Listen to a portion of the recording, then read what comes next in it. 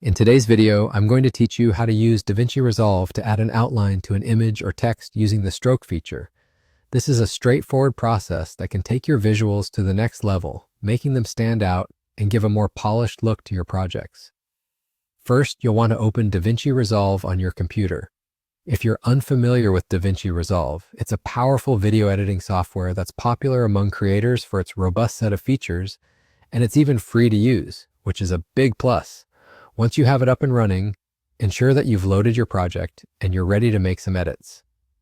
With your project open, the next step is to navigate to the Inspector panel. You can find the inspector on the right-hand side of the screen, though sometimes it may be hidden. If you can't see it immediately, look for a button that says Inspector just above the timeline and click on it to reveal the panel. This panel is essential because it allows you to tweak various properties and effects applied to your selected media in the timeline. Once you're in the Inspector panel, scroll down until you find the Stroke section. The Stroke section is the tool you'll use to add an outline to your image or text.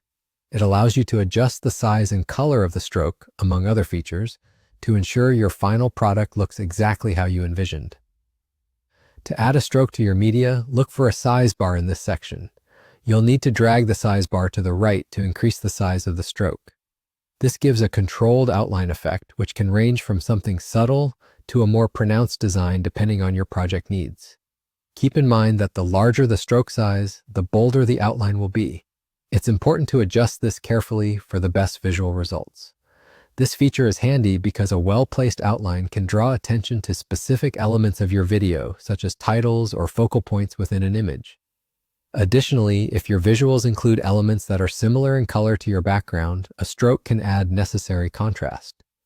Once you've adjusted the stroke to your liking, your task is complete.